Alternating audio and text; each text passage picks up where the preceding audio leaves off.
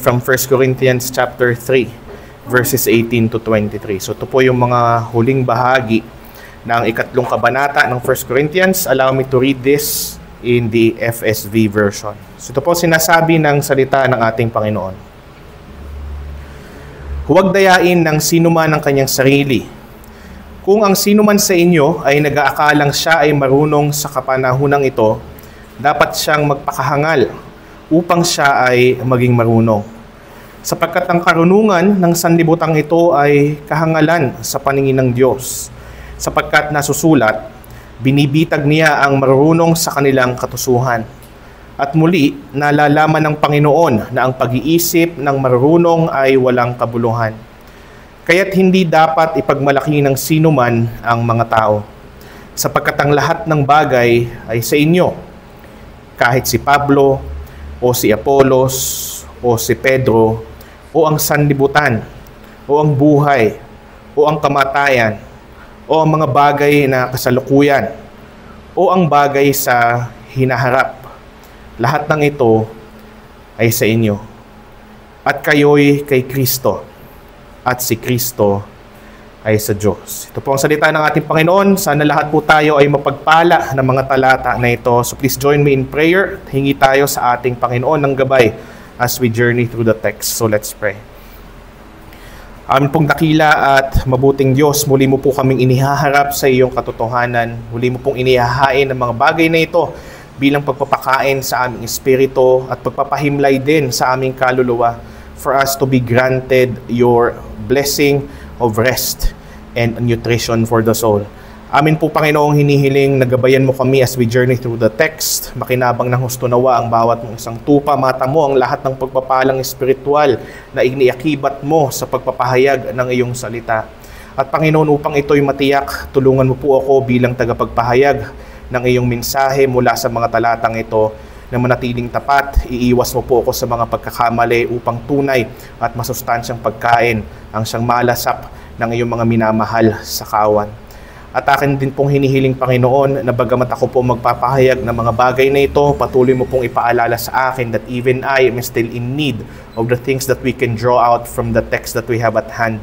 At ganoon na rin, Panginoon, sana ay ilayo mo po kami sa kahit anong kaabalahan ng diwa or any forms of distractions, Lord, that will hinder us from truly benefiting from the words that we have in front of us today. At sana, Panginoon, patawarin mo kami sa aming pagkakasala at ang mga talatang ito ay makatulong sa amin upang maiiwas kami sa mga pagkakasala.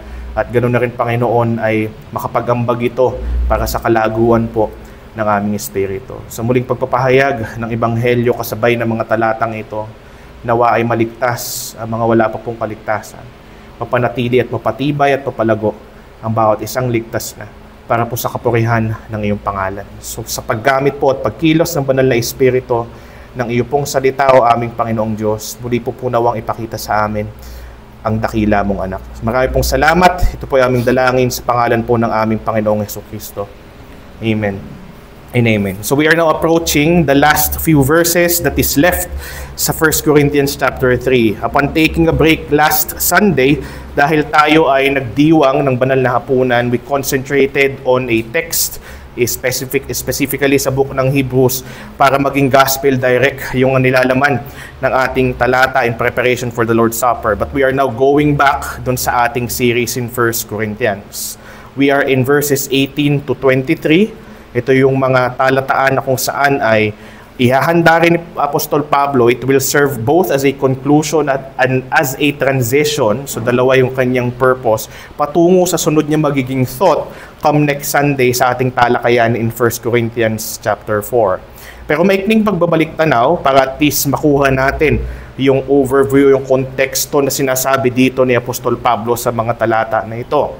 So bago tayo dumako dito, naging talakayan ni Apostol Pablo ay yung somehow pagsagot sa tanong na ano ba ang dapat na pagtatayo na inaasahan sa isang manggagawa ng Ebanghelyo ng ating Panginoong Jesucristo. And the reason why mahalagang sagutin yung tanong na iyon ay sapagkat nagkakaroon ng pagkakabahabahagi doon sa mga mananampalataya doon sa Korinto At ang isa sa mga pangunahin nilang pinagkakabahabahaginan ay patungkol sa kanilang mga tinatangkilik na mga pinuno at mga guro o mga mangangaral na ang kanilang pinagbabasihan ay yung intensity ng kanilang karunungan o yung kanilang husay sa kanilang paggawa ng tungkulin na iniatang sa kanila ng ating Panginoon. Eventually, we shall see as a conclusion in 1 Corinthians 4 and following na dapat ang mga lingkod ng Panginoon sa ganitong larangan ay matagpuan na matapat. That is the parameter. Ang Panginoon natin ay nagbibigay ng gift sa lahat ng mananampalataya.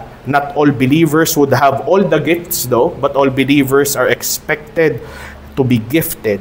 Para sa mga tinatawag na mangangaral at mga mamumuno ng iglesia, ay despite the level of giftedness na ibigay sa kanila ng Panginoon sa larangan na o katungkulan na ina-assign sa kanila ng Panginoon, ang pinakamahalagang parameter is not eloquence, though that is very helpful, ngunit faithfulness, yung pagiging matapat.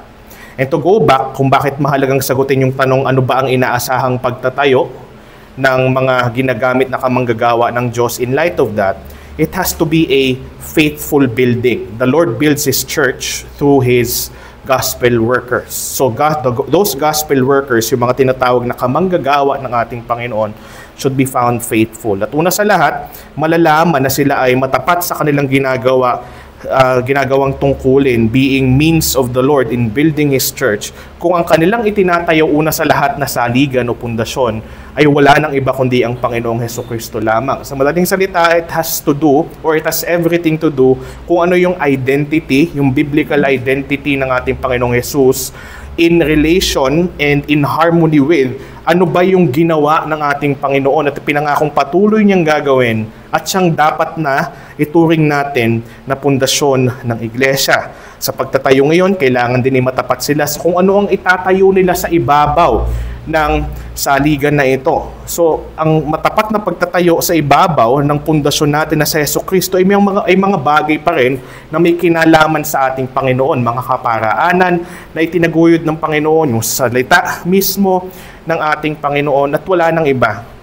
Hindi ko anong iba't ibang gimmickries o kung ano pa mang mga bagay na kung saan ay maaaring ituring na somehow ay ayos lang na itayo sa ibabaw ng ating Panginoon. In the case of the Corinthian believers, ilan sa kanila, ginagawa nga nilang saligan ay ang kanilang mga pinuno at mangangaral. Para naman sa iba, na ginagawa pa ring saligan ang ating Panginoong Jesus. Nagkakamali naman ang iba sa kanila dahil ang tinatayo naman nila sa ibabaw ng ating Panginoong Hesukristo ay kung ano yung husay na kanilang namamataan sa kanilang mga tinatangkilik na mga pinuno. Sa madaling salita, kailangan sa maingat o sa matapat na pagtatayo sa iglesia ng Panginoon na yung pagiging maingat sa pagtatayo nito at kasabay nito ang tamang pagtrato sa bawat miyembro o bahagi ng iglesia upang sila ay maiiwas sa mga unnecessary na pagkakabahabahagi o di kaya naman ay sa mga panghihina ng kalooban dahil maaaring matisod natin ang isa't isa at maging dahilan nito upang mag-depart ang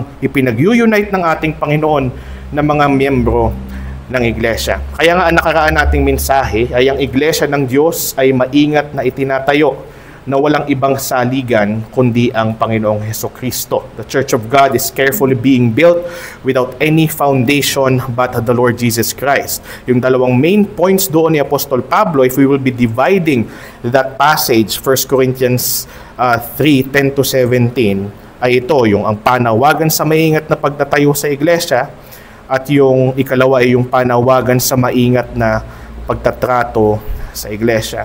Making sure na kung ano man ang mangyari, kahit ano pa mang hamon ng kailangan nating harapin ng magkakasama, ay dapat na iiwas natin na maging sanhi tayo ng kahit ano pa mang forma o itsura ng pagkakabahabahagi sa iglesia. Ngayon, bago ang lahat, bago natin talakayin itong ating mga talata sa ating harapan, I think most of you will notice na para bang in the last several chapters and verses nitong 1 Corinthians ay tila ba, at hindi lang basta tila, kapansin-pansin na inuulit ni Pablo yung kanyang punto. Inuulit ni Pablo yung kanyang o yung mga prinsipyong biblikal na nais niya talaga na angkinin, nais niya na i-absorb itong mananampalataya sa Corinto. And rightly so. Maaring ang ilang mga tao would react or respond in a way na baka sabihin nila ay parang umay na, di ba? Kaumay na, paulit-ulit. Bakit kailangang paulit-ulitin ang mga bagay na ito? Pero hindi rin naman natin maitatanggi despite that kind of negative reaction or response na good habits, good principles are built upon repetition. Ngayon, hindi lang ito basta mga physical o mga pangsamantala na mga prinsipyo, ngunit ito yung mga spiritual na prinsipyo na nararapat lamang na panghawakan ng bawat mananampalataya ng ating Panginoong Jesucristo. No wonder, if we will be noticing sa iba't ibang bahagi ng kasulatan, laging inuulit doon yung mga mahalagang bagay. Sabi nga ni Peter sa kanyang mga huling sulat na isinulat specifically in 2 Peter chapter 1 na isa sa mga bagay na kanyang minarapat kasi sinulat niya yun bago siya paslangin bilang martir ay ang ipaalala muli sa kanila sa mga sinusulatan niya yung mga mahalagang bagay na may kinalaman sa ating Panginoong Jesucristo. We always have to be reminded. Diba nga nung sinabi ni Pablo in 2 Timothy, we should be remembering Jesus Christ. It is an active thing. Hindi lang siya one-time thing. Hindi lang siya tinatawag natin na bi-occasional thing. But it is a constant thing. Patuloy. It's active. Daily. Secondly, na dapat nating inaalala ang Panginoong Jesucristo at ang mga bagay na may kinalaman sa Kanya. And rightly so. Kasi otherwise, the church who are expected to remember Jesus Christ constantly may end up dividing amongst each other. Isa sa mga bagay na dahilan kaya inuulit ni Pablo itong mga prinsipyo na ito ay dahil sa failure ng mga mananampalatayang Korinto na tunay na alalahanin ang ating Panginoon. Iba na ang kanilang hustong binibigyang pansin. That the Lord Jesus Christ, who always or must be remembered as the head of the church, kahit pa anong sabihin ng mga mananampalatayang Korinto nung panahon nila, pero ang kanilang nagiging pag-uugali at pagsasabuhay ay hindi si Kristo ang ulo ng iglesia. Sa halip, yung kanilang mga tinatangkilik ng mga pinuno at mga mangangaral na wala naman talagang kinalaman sa kung ano nangyayari, kung ba sila'y nadadawit lang dahil ang mga nabanggit na kanilang tinatangkilik na mga pinuno ay mga nagsisikap ng mga panahon nila na maging matapat sa kanilang tungkulin. Subalit nagkakamali sa kanilang pananaw ang mga mananampalatayang ito during that time. And speaking of pananaw, lagi nating tatandaan na kada pananaw ay may pinanggagalingan na kinikilalang karunungan. Every view is coming from a perceived wisdom. Diba? Kaya ito ang pinangahawakan kong pananaw ay dahil dito. Tapos ipapaliwanag nila yung kanilang paliwanag, thinking na yun kasi ang para sa kanila ang karunungan. Pero kailangan nating linawin. Hindi lahat ng kinikilalang karunungan ay lehitimong karunungan. That's why even with so many perceived wisdom that exists in relation to all areas of our life, there are still wrong views. Diba? Marami pa rin mga wrong views. Bakit? Dahil maraming bersyon ng karunungan na hindi naman talaga lehitimo na karunungan. At isang babala para sa ating lahat, lagi nating tatandaan ng isang bagay ay maaaring magtunog na karunungan. Pero hindi ito ang pamantayan o basihan upang ituring ito na lehitimo o totoo. Not everything that sounds good and appealing is necessarily true, is necessarily wise, is necessarily wisdom. Kaya dumako na naman sa usapin ng karunungan ang ating apostol na si Pablo. If you'll remember, sa kalaghatian hanggang sa katapusan ng 1 Corinthians 1, at in every snippets in 1 Corinthians 2, and even in the beginning of 1 Corinthians 3, lagi niyang binabanggit yung distinction between wisdom and foolishness. At kung paanong malimit dito sa ating sanlibutan na ito na ang mga bagay na tunay na karunungan ay itinuturing na kahangalan. Because by nature, tayong mga makasalanan, we are hostile against the true God. We are hostile against Christ, left to our own nature. And Christ, bilang paalala ni Pablo at the ending of 1 Corinthians 1, Christ unto us is wisdom, karunungan. Hence, sa pagtatapos ng 1 Corinthians 3, we have this passage. At sa pagbalik ni Apostol Pablo, pagdating sa usapin na ito, magiging espesipiko siya.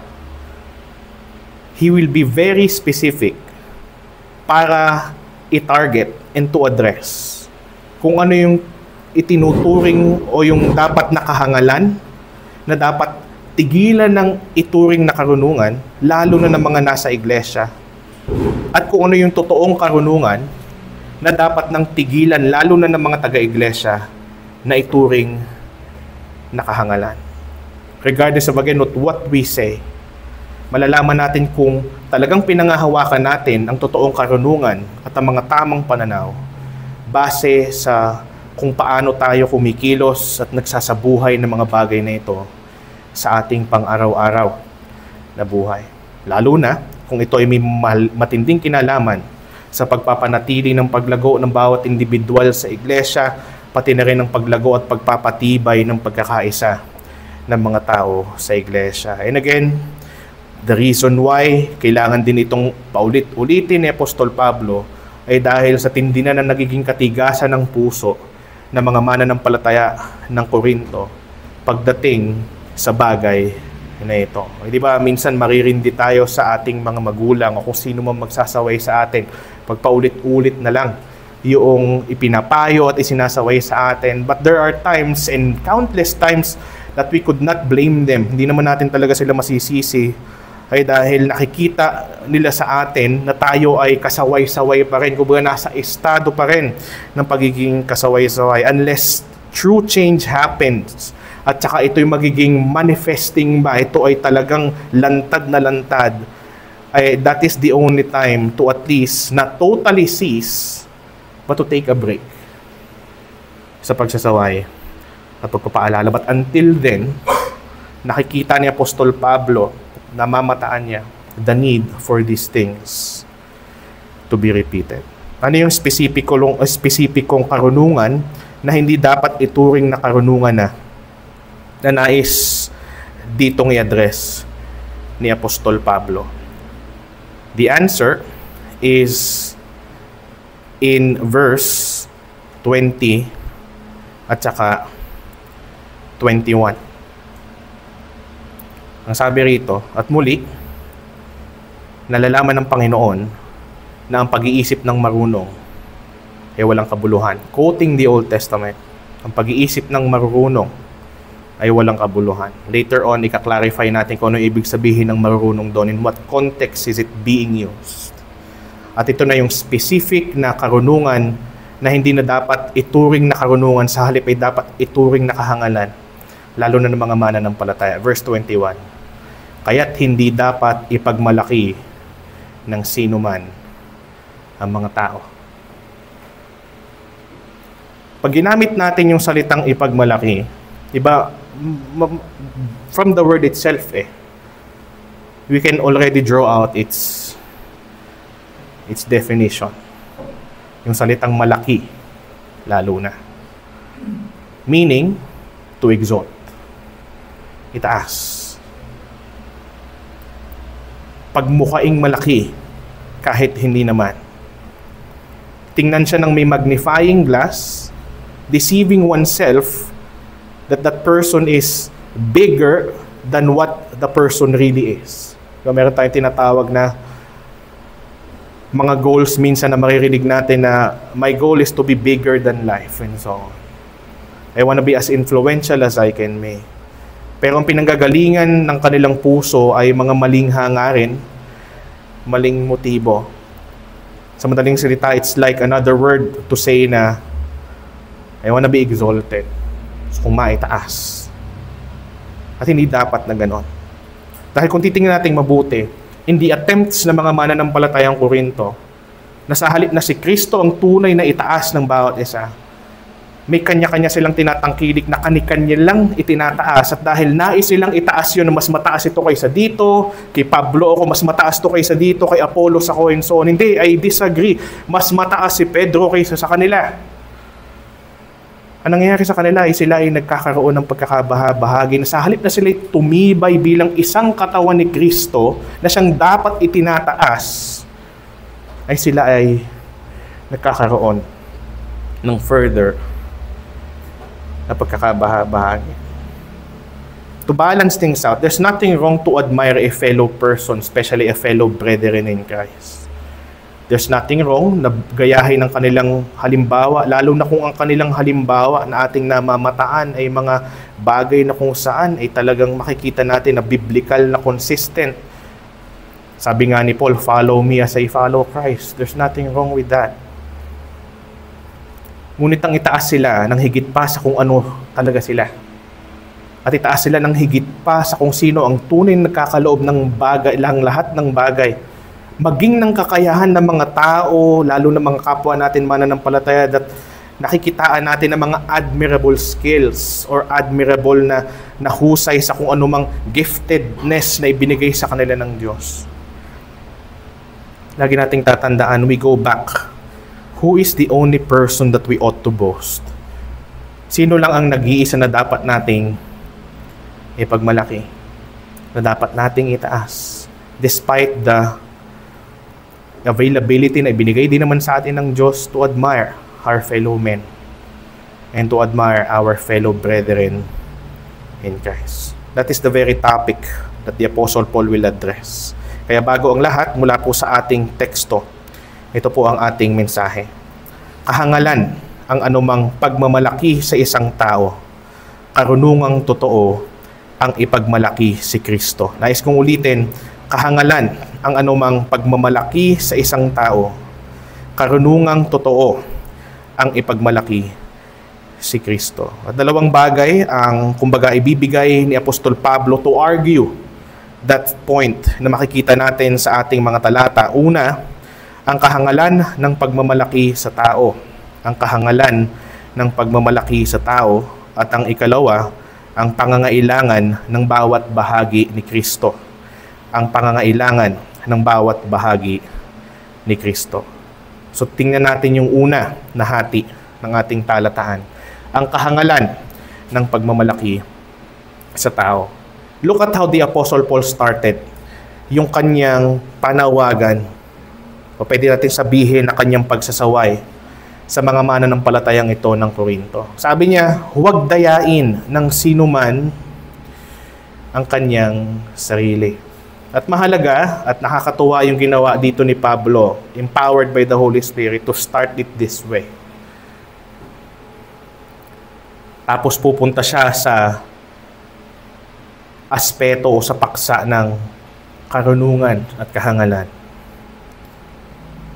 Totoo naman yun eh. Sino man na tinuturing na karunungan ang isang bagay na in reality ihangal o kahangalan naman ay isang taong nadadaya o di kaya naman ay dinadaya ang sarili. That is being deceived. At alam natin pare-parehas yan kung paano malagay sa ganyang klase ng disposisyon.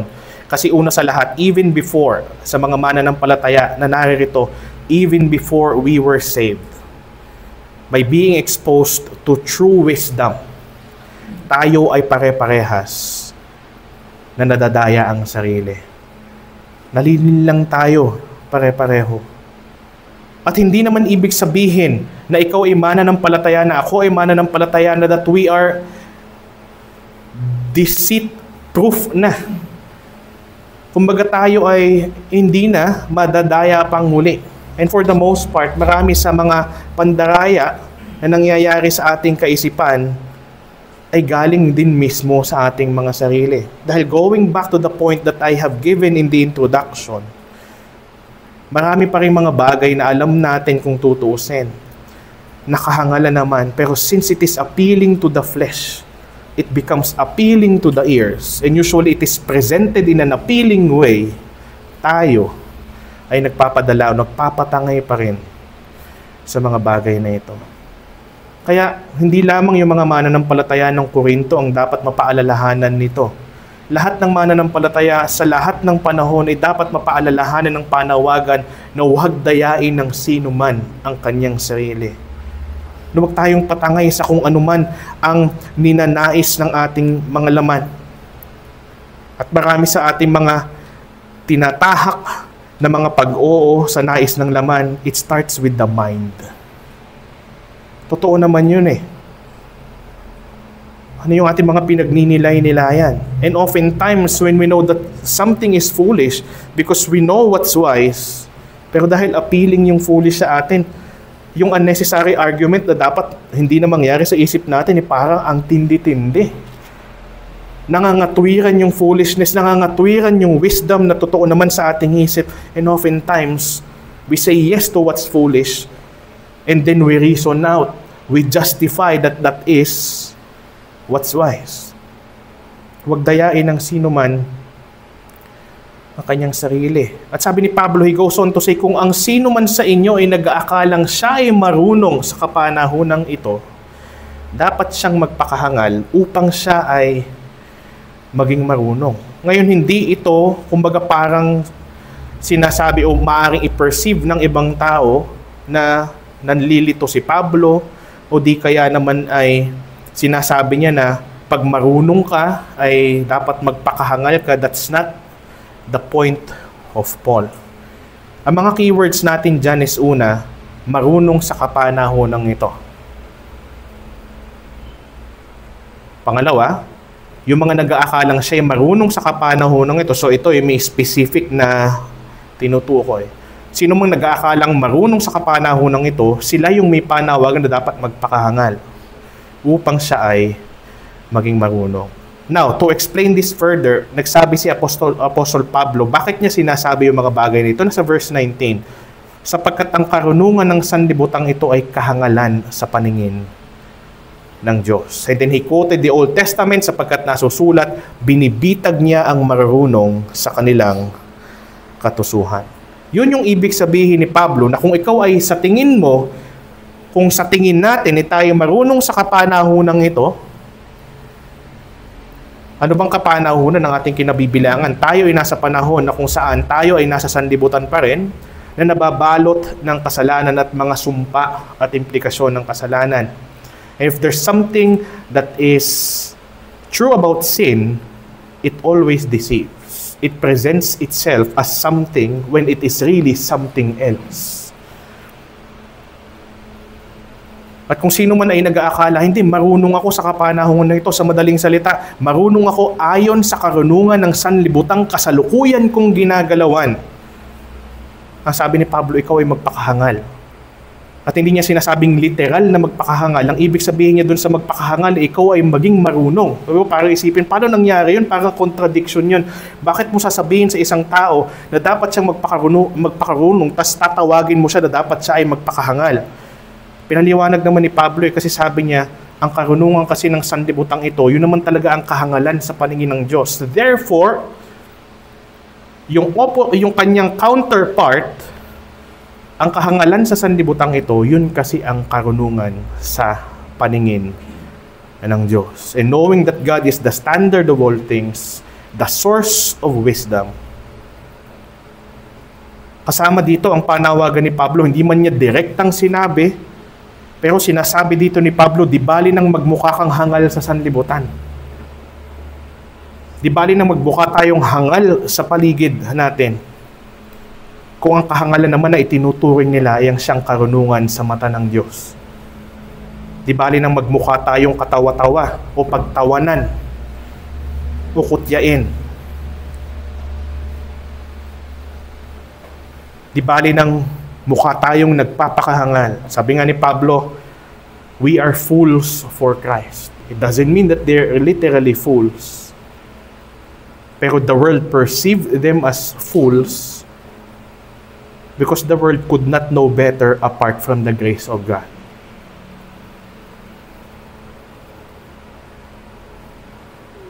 quoting the Old Testament, sabi dito, binibitag ng ating Panginoon ang marurunong sa kanilang katusuhan.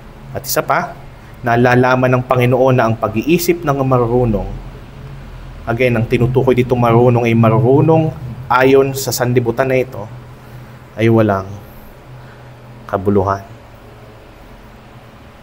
The only thing na kumbaga meron talaga sa karunungan ng sanlibutan ito is that it sounds good. Other than that, it's nothing. Maganda lang siya magtunog.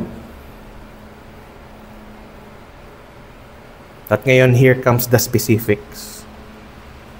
Kasi alam naman natin na maraming tinuturing na karunungan sa mundo, nakahangalan naman talaga sa ating Panginoon. Kaya nga may Proverbs 14:12, mayroong daan na tila matuwid sa isang tao, ngunit mga daang tungo sa kamatayan ang dulo nito. That's why we have James chapter 3 verses 13 to 18 na sinasabi roon nung nagsasaway din si James sa mga sinusulatan niyang mananampalataya, sino sa inyo ang marunong at may pangunawa? Ipakita niya sa pamamagitan ng wastong pamumuhay ang mga gawa na bunga ng kaamuan at karunungan.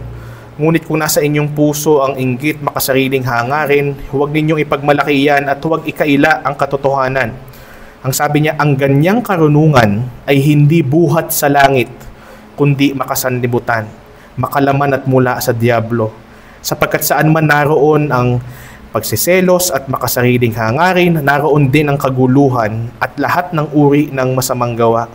Ngunit ang karunungan buhat sa langit, unay malinis, saka mapagpayapa, banayad, maunawain, puspos ng kaawaan at ng mabubuting bunga, walang pagtatangi, walang pagkukunwari, namumunga ng katwiran ng binhi ng kapayapaang itinatanim ng mga nagtataguyod ng kapayapaan.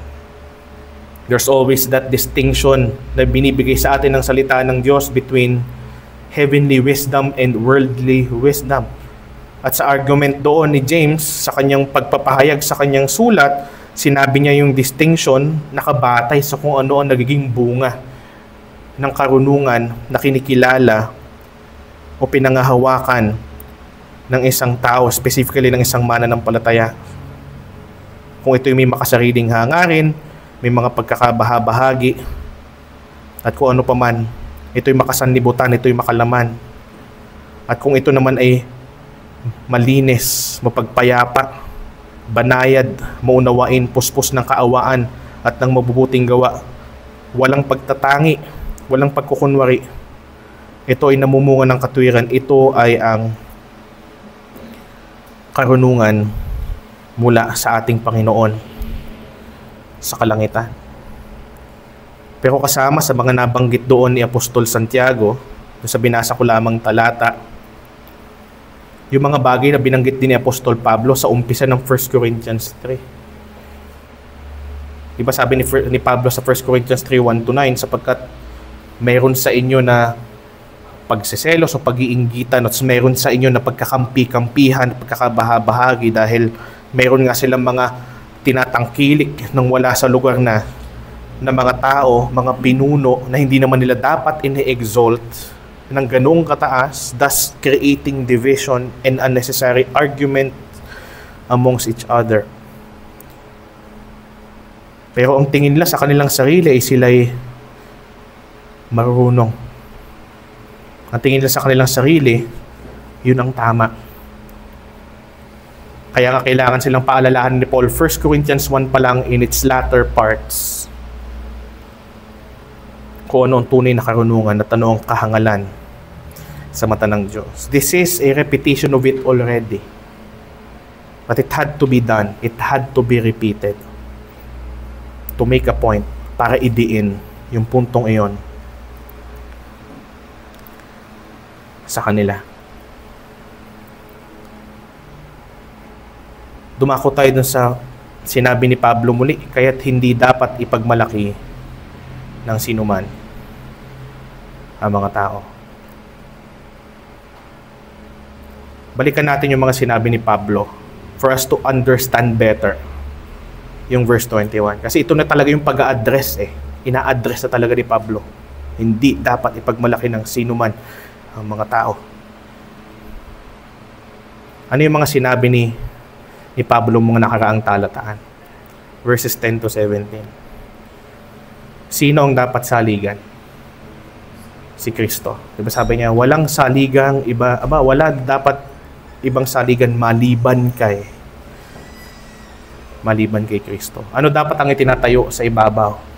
By illustration, kumbaga spiritually speaking, by illustration, dapat ito yung mga material na kung ating titingnan yung physical illustration, yung mga yari sa ginto, pilak at mga mamahaling bato. Hindi yun literal, but an illustration. Ibig sabihin, ito man ipadaanin sa sobrang init na apoy, it will last. Hindi siya kakainin, hindi siya mawawala, hindi siya pansamantala, it lasts.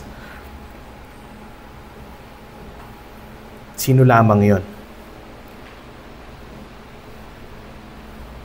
Si Kristo lang. Because He is the eternal God. Sabi nga ni John, diba? In the beginning was the Word, and the Word was with God, and the Word was God. In other words, He is eternal.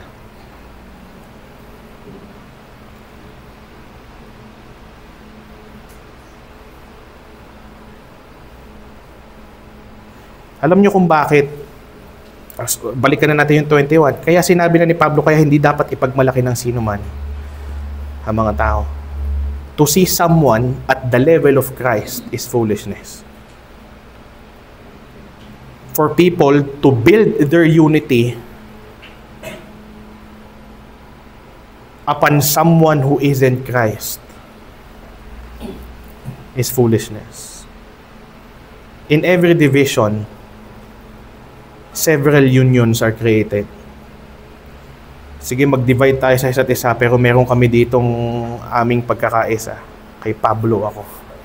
May pagkakaisa kami dito sa kabila, kay Apollos ako. May pagkakaisa kami dito sa kabila, kay Pedro ako. Sabi nung iba, bahala kayo sa buhay nyo, basta ako kay Kristo ako, wala na akong pakialam sa mga pinuno at mga nilalagay na mga ngaran. Nasira din yung intention nila na hindi naman dapat. Dahil tinitingnan nila yung kanilang mga key figures as large as Christ, as high as Christ. Ano yung tanong nga ulit ni Pablo nung siya'y unang nagsasaway? Si Pablo ba ang ipinako sa krus para sa inyo? Again, why would he need to ask the question? How is someone becoming a member of a church? Of the church? Isa lang naman ang sagot dyan kung si Kristo ay namatay para sa kanila. Sabi nga ni Paul sa Ephesians, the church of God in which He purchased with His own blood. Kayo ba, o si Pablo ba ang ipinako sa krus para sa inyo? They think so highly of Paul, Apollos, and Peter na hindi nila napapansin, in so doing, they are thinking less of Christ in the process. Ay bilang lahat sila ay katawan ni Kristo, dapat nagkakaisa kay Kristo. Anyone who thinks less of Christ and thinks more than of a person or of another person, talagang magdi-divide sila amongst each other. Dalawang bagay kaya maganda rin yung sinabi ni Pablo, kaya't hindi dapat ipagmalaki ng sino man ang mga tao. Dahil ang mga tao na sa lahat, pare-parehas natin, wala naman talagang may pagmamalaki. Kasi wala namang makukuha na kahit ano sa atin Wala, hindi tayo sources Means tayo. That's the highest that we can go. Means. Kasangkapan. Kaya nga sinabi ni Pablo nung huli, kami ay mga kasangkapan. Sa madaling salita, tayo din, lahat tayo'y kasangkapan. Isa pa, maliliit naman talaga tayong nilalang Kumpara sa Diyos nga, nung hindi pa tayo nagkakasala, tayo sobrang liit na kumpara sa Kanya. Lalo pa nung nahulog tayo sa kasalanan, the distance became so much farther when we fell. We became more little pa when we fell.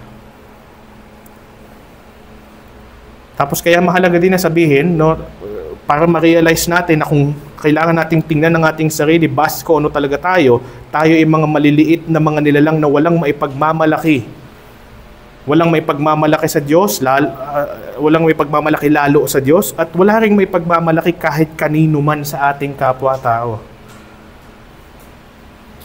Pero pangalawa, kahit mga mananampalataya na kasi, we still have to ask for grace. And we still have to strive to see how big the Lord really is. Alam niyo kung bakit tayo nagkakaproblema pa rin sa mga ganitong bagay kagaya ng pagkakabaha-bahagi. I'm not saying na problema natin yun ngayon. Ibig sabihin, generally speaking, kung bakit prone pa din tayo sa mga ganito at bakit tayo prone pa din at nagkakasala pa rin sa panahon natin ngayon dahil we don't see God yet on the reality of how big He really is. Kung gaano siya talaga kalaki at kung gaano siya talaga kataas. Kasi otherwise, we won't sin. Kung nakikita na natin ang Panginoon, pero sa ganung paraan, kung gaano siya talaga kalaki, na alam kong hindi abot yun ng ating mga perceptions because God is infinitely large. Not literally, God is infinitely great. Not in physical terms, I mean.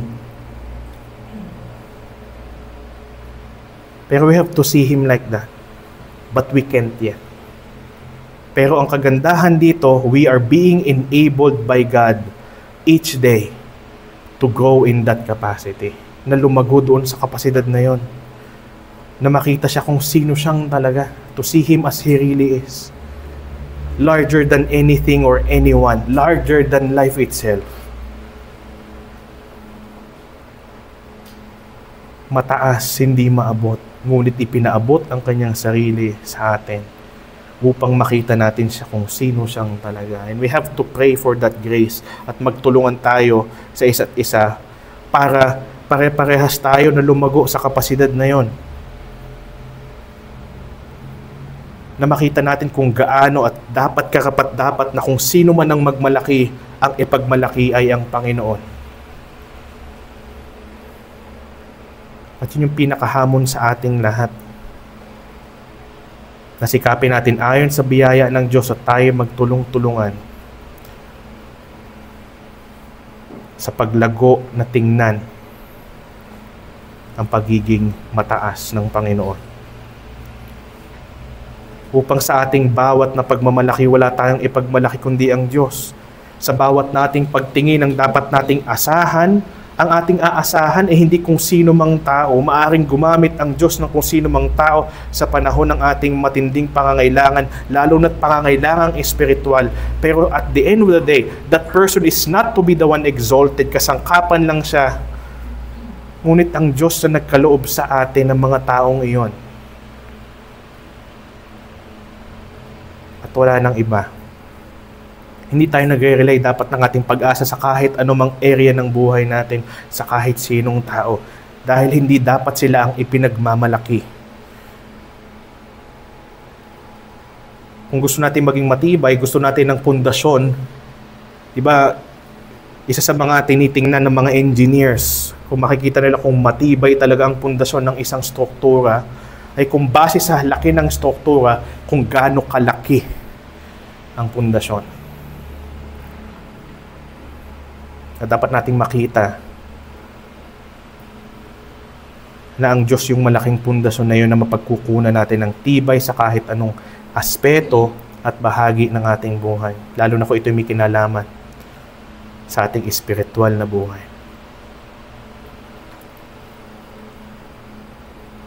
Pero hindi natapos si Pablo doon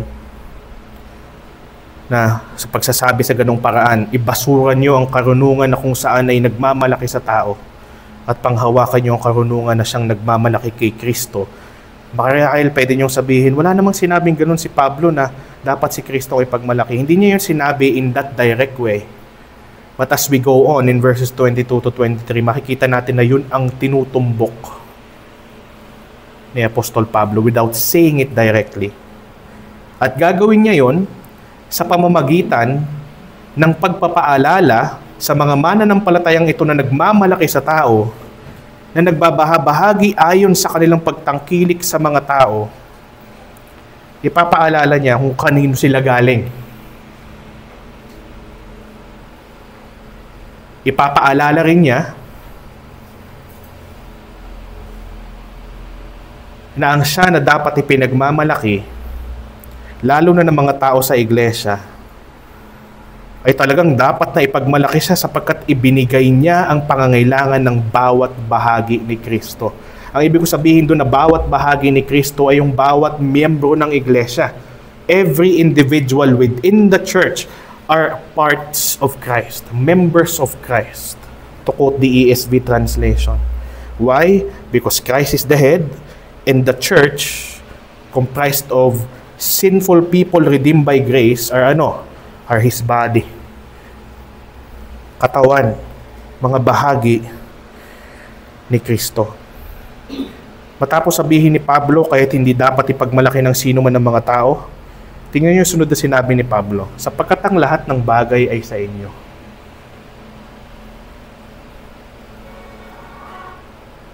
Ano sabi niya? Di ba, sila nagbabangayan, hindi, akin si Pablo, kay Pablo kami. Hindi, ang sa akin ay si Apollos, hindi ako si Pedro. And so, anong sabi? Nagbabahabahagi kayo sa mga yan, lahat ng yan sa inyo. Binigayan ng Diyos para sa kapakinabangan niyo, o binigay ng Diyos sa mga taong yan para sa kapakinabangan niyong lahat. And yet you're picking and choosing, you're forgetting about the headship of Christ, you're forgetting about exalting Christ, and thus you're exalting these people. Lahat naman sila sa inyo. Hindi dapat ipagmalaki ng sino man ng mga tao sapagkat ang lahat ng bagay sa inyo. Again, from general to specific. What do you mean na lahat ng bagay sa inyo? Ina-address niya yung division over leaders. Verse 22. Kahit si Pablo, o si Apollos, o si Pedro, o ang sanlibutan, o ang buhay, o ang kamatayan, o mga bagay na kasalukuyan, o ang bagay sa hinaharap, lahat ng ito ay sa inyo at kayo'y kay Kristo at si Kristo ay sa Diyos.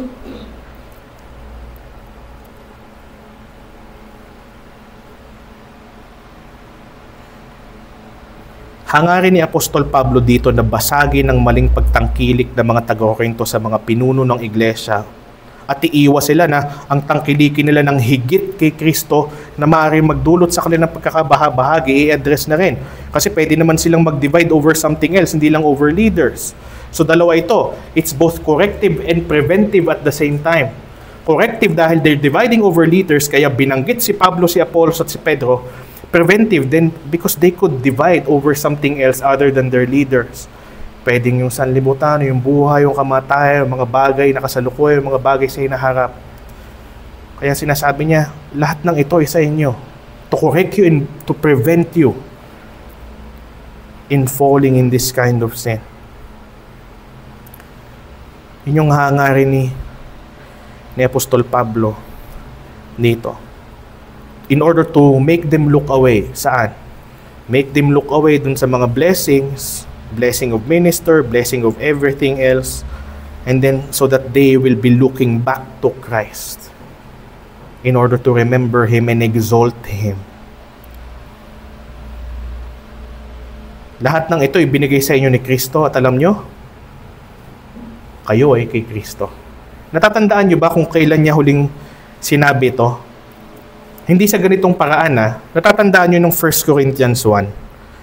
Ganito yung ginagawa ni Pablo dito Ginamit niya sa 1 Corinthians 1:11-13 na sinabi, sa paraan ng pagsasaway may nangyayaring ganito. Dito naman sa paraanan ng pag-i-encourage.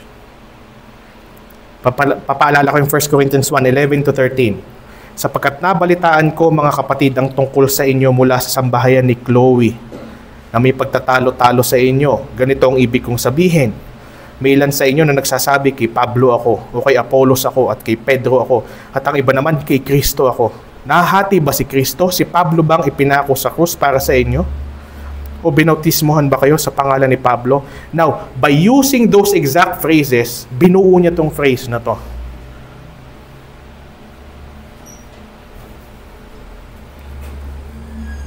Sa halip na sabihin, itong ginagawa nyo, kay Pablo ako, kay Apollos ako, kay Pedro ako, kay Kristo ako. Ngayon naman ang ginagawa ni Pablo, kahit si Pablo o si Apollos o si Pedro, ang sanlibutan o ang buhay o ang kamatayan o ang mga bagay na kasalukuyan o ang bagay sa hinaharap, lahat ng ito ay sa inyo at kayo'y kay Kristo.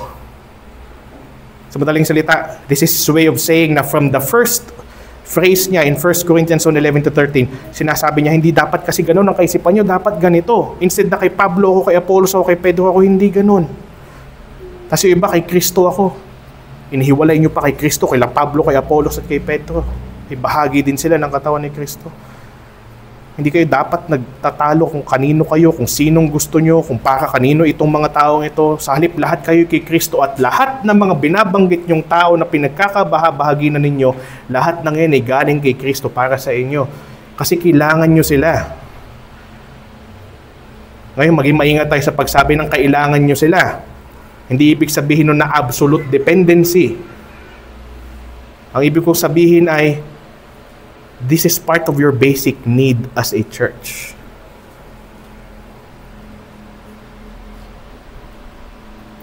Sabi nga sa Ephesians 4:10-14, ang bumaba ay siya ring umakyat sa kataas-taasang dako ng kalangitan upang mapuspos niya ang lahat ng bagay. Sino pinag-uusapan dito? Si Kristo. At ito daw ginawa ni Kristo at siya ang nagbigay sa iba ng kaloob na maging apostol, sa iba'y maging propeta, iba'y ebanghilista at sa iba'y pastor at guro. Ito'y upang ihanda ang mga banal para sa gawain ng paglilingkod tungo sa ikatatatag ng katawan ni Kristo hanggang marating natin lahat ang pagkakaisa ng pananampalataya at ang lubos na pagkakakilala sa anak ng Diyos tungo sa pagiging ganap na tao hanggang taglayin ang lubos na kabuuan ni Kristo. Sa madaling salita, si Pablo, si Apollos, si Pedro ay ibinigay sa inyo ng Panginoong Hesukristo upang kayo'y patatagin hanggang sa kayo ay mabuo, hanggang taglayin ang lubos na kabuuan ni Kristo upang ihanda kayo para sa mga mabubuting gawain sa inyong paglilingkod na bibigay at binibigay sa inyo as bilang kaloob ng banal na Espiritu.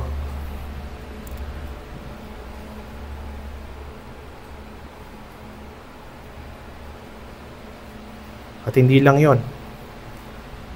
Ang sanlibutang ito ay inyo. Huwag naman tayong lalabas dyan, tayong magmamalaki sa ibang tao, akin ang mundo, and so on. Hindi ganun ang ibig sabihin ni Pablo.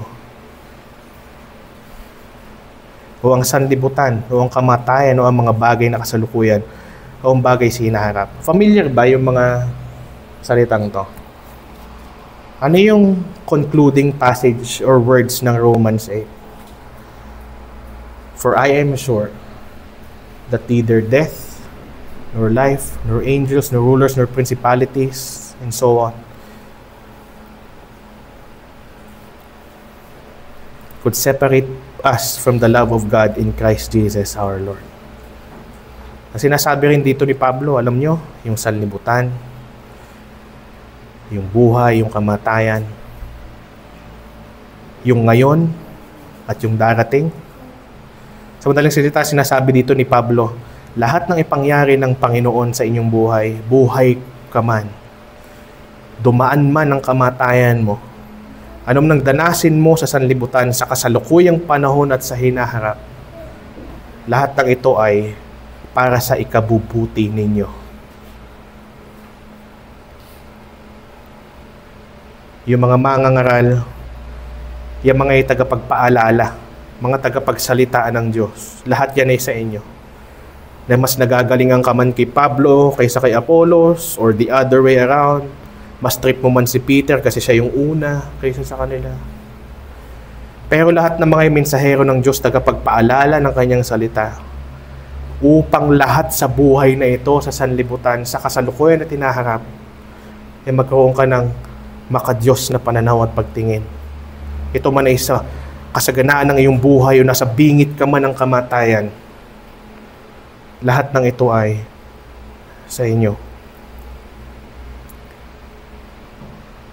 Alam naman natin at dapat natin patuloy na alalahanin that all things work together for good for those who love God. Whether in life or in death. Whether in the present or in the future. Yun yung ibig sabihin dito ni Pablo, lahat ng pangyarihin ng Diyos ay sa inyo. So dahil ganoon, maraming maaaring mangyari sa ating buhay.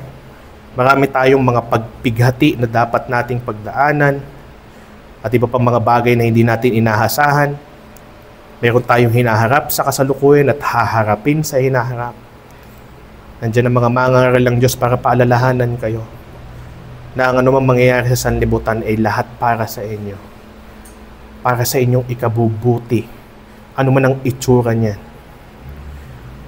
Lahat tayo ay nakinabang na sa mga faithful preachers, lalo na sa mga panahon ng hamon o kaya meron tayong tukso na nais natin talagang paglabanan o kasalanan gusto nating mapatay at mga panghihina ng kalooban dahil sa iba't ibang sirkumstansya ng buhay.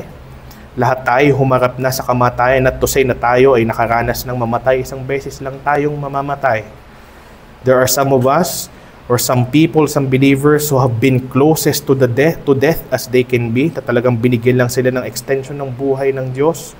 At mayroon tayo mga karanasan na tayo ay namatayan na ng mga mahal natin sa buhay. Hanggang ngayon natatakot tayong mamatay at some point. Dahil hindi natin alam kung paanong paraan tayo at kung kailan tayo mamamatay. We worry about the future, and that worry happens in the present. But the Lord have used faithful preachers and leaders para sa ating buhay. For us to be reminded that Christ is the foundation. At anumang itayo sa ibabaw na yon, dapat si Kristo pa rin yun. At ito pa, ang napaka-comforting nito at napaka-rebuking para sa mga mananampalatayang ito na hindi na si Kristo ang itinataas.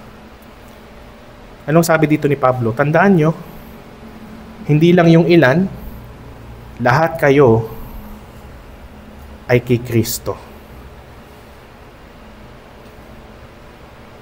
At paano nangyari yun? Kagaya ng sinabi ko kanina at laging sinasabi ni Pablo, we have all been purchased by His life and death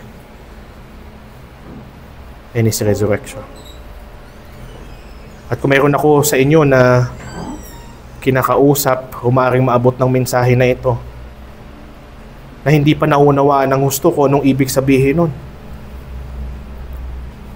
Pero kung pangahawakan mo at pagtitiwalaan mo kasabay ng pagsisisi ng iyong kasalanan na si Kristo ay namatay din para sa iyo at ikaw din ay tinubos ng pagbuhos ng kanyang dugo at ng kanyang muling pagkabuhay at ng kanyang perpektong buhay bago sa dumako sa krus ng Kalbaryo, ay ikaw ay ililigtas niya.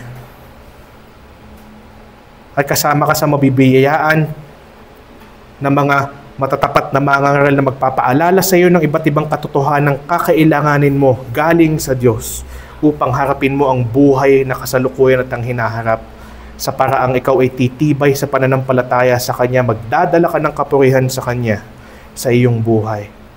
At lahat ng iyon, ano man ang iyong harapin, laging may paalala na eventually ay mauunawaan mo pagdating ng ikalawang pagparito ni Kristo na lahat ng iyon, culmination and consummation, ay para sa ikabubuti mo. At ikaw ay magiging kay Kristo, pag-aari niya.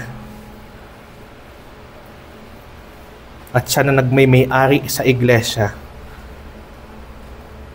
ay sa Diyos.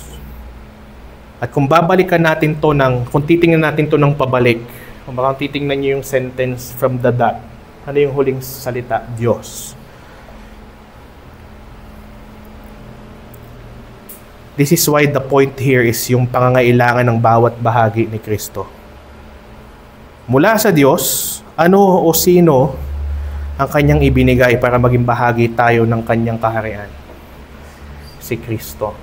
And in so doing, that we are purchased by the blood of Christ. Who are we?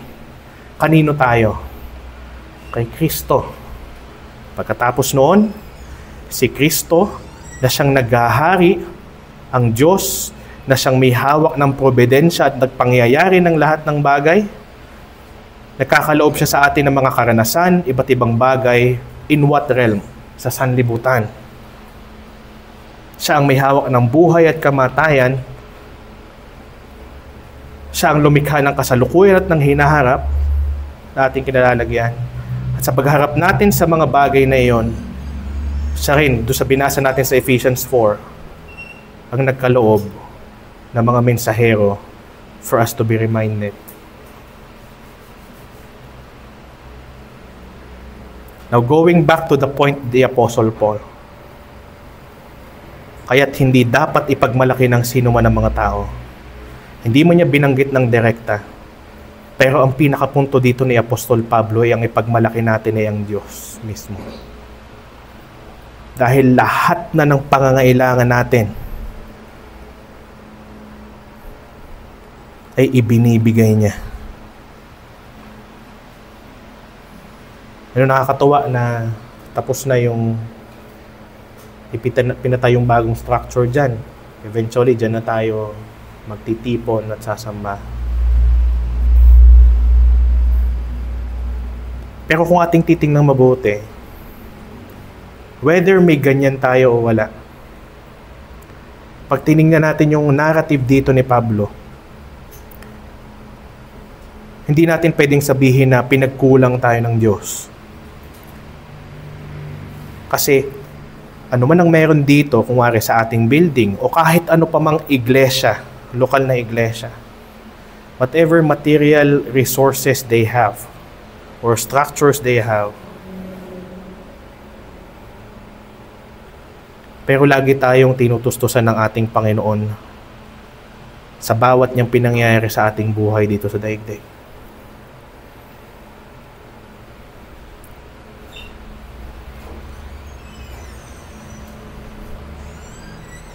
Kaya nawa, ano man ang mamataan natin sa iba, na maaari nating hangaan sa kanila, huwag nating gawing kaisipan at pagmukuing karunungan na sila ang ating dapat papurihan at itaas.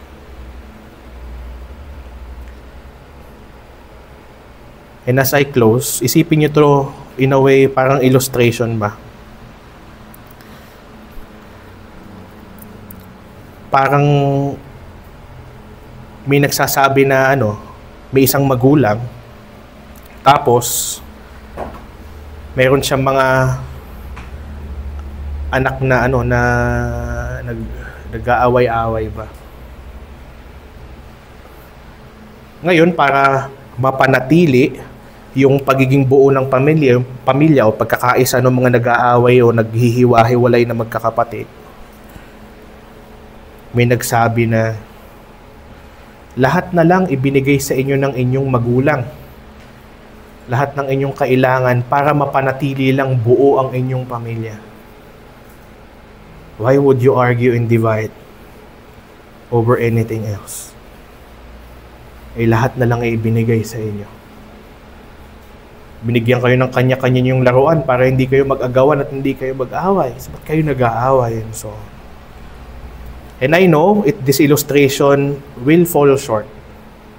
We are describing an infinite God here, and we are using a finite illustration. Pero I would just like to get the point across. Sa mga panahong ang ating maitataas ay tao sa halip na si Kristo, na maaaring magdulot ng kahit anong pagkakabaha-bahagi. Mataan natin at tanawin lahat ng pangangailangan ng iglesia ni Kristo na ipinagkaloob at pinagkakaloob pa. Those needs that matter.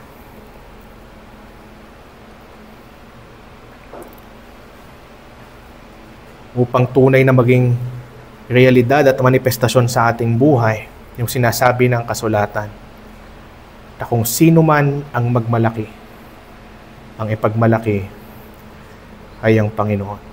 Sana mga bagay na ito ay magdala sa atin ng biyaya at ng kapayapaan. So tayo po ay mananalangin at magpapasalamat tayo sa Panginoon sa kanyang naging mensahe at paalala sa atin.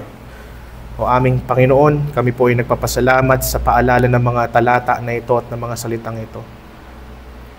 Tulungan niyo po kami na sana itong mga bagay na ito ay pagbungahin mo ng gusto sa aming mga puso. Help us, Lord, to really exalt Christ. At wala ng iba. Na aming ilagak ang aming pag-asa sa kahit anong aspeto ng aming buhay.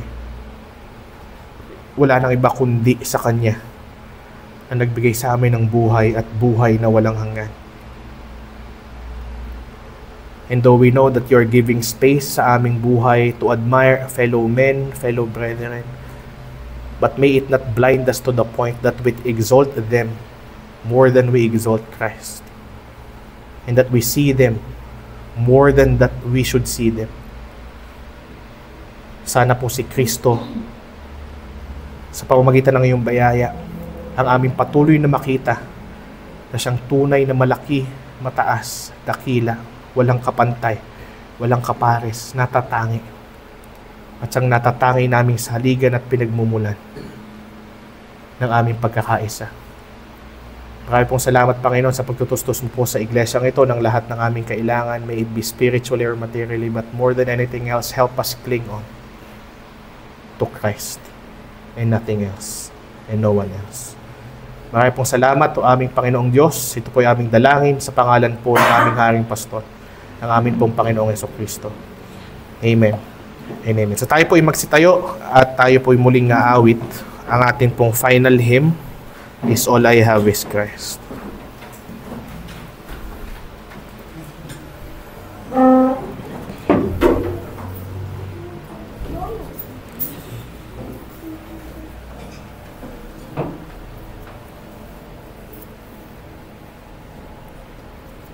This sermon was preached by Pastor Francis Talon of New Life Reformed Baptist Church. We warmly invite you to join us every Sunday for our preaching and worship service at 9 a.m.